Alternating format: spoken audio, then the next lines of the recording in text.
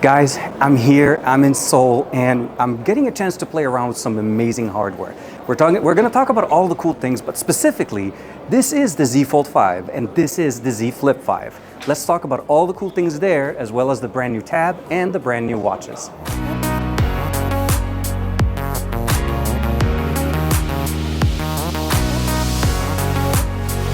Getting away from all of the noise that we had at the content capture, that was an amazing event to be able to check out the hardware ahead of the launch event. But I want to talk to you guys about some of the specifics as far as the specs and also some of the impressions that I've had handling the hardware so far. And of course, does it actually feel different than the first generation, or at least the fourth generation that we saw before? So this is going to be a conversation over the 4 to the 5 generation for both the Flip and the Fold. We're going to start off by talking about the Fold, and the biggest improvement that we've seen here is, of course, the gap. The hinge mechanism that we have here is an improved mechanism from last year, and one of the biggest things that have always been a concern for me is anytime I've ever had to take the Z Flip 4 out of my pocket is that there's always some kind of lint, some kind of material goes in there and dust, and that's because of the presence of that gap. That was the design that they went with for so many years. And we've seen many other companies go through and of course eliminate that gap. And of course, Samsung was able to provide that to us in both the Z Flip and the Z Fold, utilizing the same mechanism in a certain way. The actual hinge mechanism that we have on both of these devices are identical with the exception of the number of hinges. The Z Flip 5 is going to have 2 of those hinges, and I'm showing you guys with that little clip. And the Z Flip 5 has basically, the Fold has the additional one because it's a longer back. So obviously we get 3 hinges in the back on the 5 on the Fold and 2 on the Flip. But let's talk a little bit about the specifications that we get in here. First and foremost is that we're looking at the 8 Gen 2 made for Galaxy. That's going to be upgraded generation processor. It's a 7.6-inch QXGA Plus Dynamic AMOLED 2, obviously. It's going to be going from 1 to 120 hertz refresh rate on the internal display, and it's going to give us some of the best experiences in there. It's, again, still supporting an S Pen, still providing us some of the best colors, the AMOLED colors and all of that we get from Samsung. Now, the external display is a 6.2-inch HD Plus display running at again 120 hertz. So we're getting 120 hertz on both, except that it's an HD Plus on the outside, where you go in higher resolution on the internal display. Again, and also one thing to keep in mind is that the S Pen still does not work on the external display, only works with the internal one. And you do need to pick up the S Pen made specifically for foldables, not the S Pen that works on your tablet. Just be aware that the S Pen doesn't transition from one device to the other. I did bring with me my S Pen that works on my Z Fold 4, and it worked pretty nicely, so there should be no issue using, let's say, generational Fold, especially if you've purchased them with the Z Fold 4 at least. And as far as the overall performance with the camera experience here, we have a 10 megapixel selfie camera that's going to be on the external display. The 4 megapixel under display camera has been improved from a computational presence overall. Otherwise, it hasn't really changed much from what we saw with the Z Fold 4. We do still have it's an f1.8. Again, it's going to be intended for video calls at the best. I still recommend the 10 megapixel front facing for selfies if you want to do that. We have the 12 megapixel ultra wide lens that we have on the back. The primary 50 megapixel camera is still there, shining with all the good content. If you've been following me on social media, you probably have seen me post a lot of content from my experience going to South Korea with Samsung, and a lot of those shots were shot on the actual Z Fold 4. That's showcasing how much better the cameras that we've had here since last generation as well. And of course, we have a 10 megapixel telephoto lens that's going to give us the nice little cropped in zoom. And overall, as far as the experience with the cameras, I think generationally, we're going to see some improvements in processing.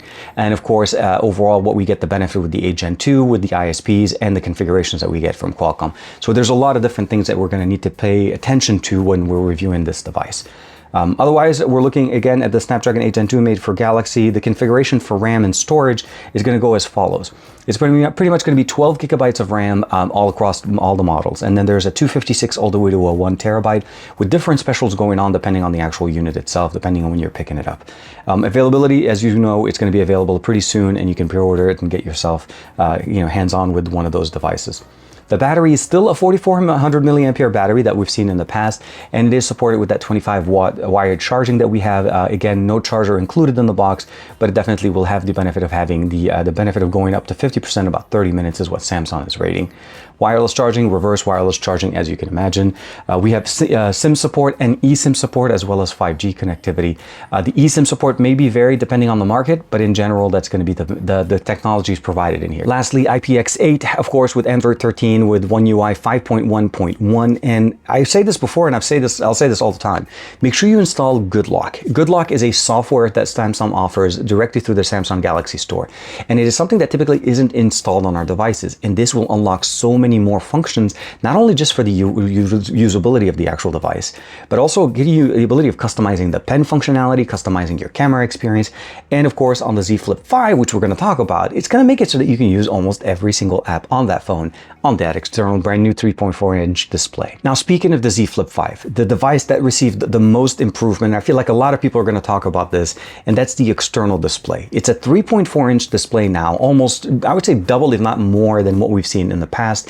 And it's actually functional in the sense that you're able to swipe through different widgets. I mean, we had widgets in the past, but now they're more full screen. When you're looking at a calendar, you can actually see all the days on the entire month.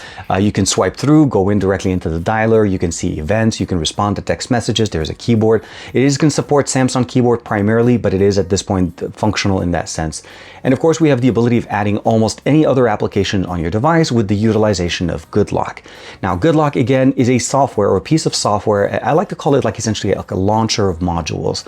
The modules themselves have different functionalities within the system. One is made specifically for the camera that allows us to have faster shutter speed. So if you ever had a concern about a camera on Samsung devices where it takes a little bit longer to take a picture, you can actually eliminate that by going much faster and allowing it to go better for you.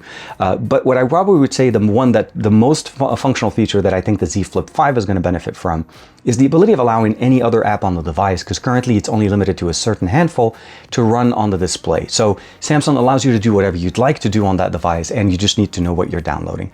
But as far as the specifications, we're still looking at a 6.7-inch Full HD Plus display, 120 Hertz, basically adaptive refresh rate from 1 to 120.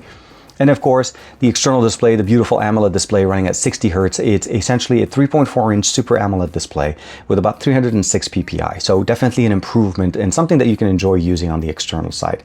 The camera optics overall, I think pretty much feel about the same. We're running with the dual 12 megapixel cameras, and wide and ultra wide, and a 10 megapixel camera on the front, which is going to be a selfie camera. Similarly to what we saw on the Fold, again, this is just the selfie camera on the inside, and this one is not hidden. You definitely will see it.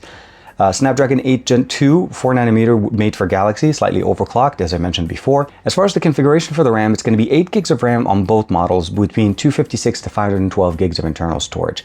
And the other big improvement that I think a lot of people may not notice is that we actually now support video output on the Z Flip 5, which is different than what we've had before. We still don't have DeX. I hope at some point Samsung puts in DeX in there, but the upgraded USB port that we have on the bottom allows us now to actually have video output, which means glasses like AR glasses or anything that requires video output on a smartphone will now work on this. You can also connect your phone to a display and run just screen mirroring, and that becomes even more functional for many people out there. So a lot more functional updates again into the Z Flip than the Z Fold. The Z Fold is still a boss of a device, but the Z Flip is starting to move up in that chain, and I'm really excited about that. IPX8 again with the water and dust resistant, Android 13 very similarly, and then of course One UI 5.1.1. SIM and eSIM support, of course, no SD card and no charger in the box, but 25 watts is going to be the maximum. And again, it's still rated to be about 50% for 30-minute charge on that 25-watt charger. No charger in the box, but we're still going to have wired charging, wireless charging, reverse wireless charging as well. So depending on the market that you're in, you may get slightly different configuration, but it definitely looks very nice. Moving on to the watches, and we're going to talk about the tabs, but the tabs I feel like are going to definitely need their own space at the end. But the watches, we have 2 new watches technically, not 3. Although Samsung did focus on the fact that the Watch 5 Pro is definitely going to receive some software updates to get closer to the 6 and the 6 Classic.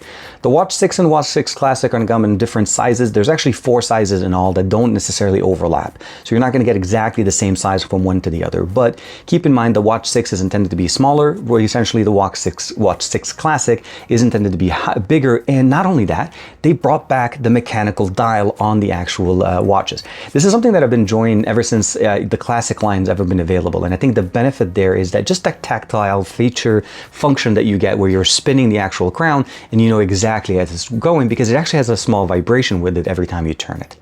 We still get to see the software version of it on most other watches, so you're able to basically spin the crown with your finger on the outer rim of the watch and it still works.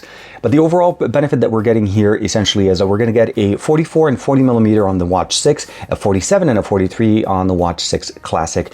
2 colors obviously are going to be there, stainless steel, and of course different options. As far as the band sizes, we're going to get basically 2 different sizes for each one. There's a 40 and a 44 millimeter on the Watch 6, not the Classic. The Classic is going to go 43 all the way up to 47, so it's intended to be slightly for bigger wrists.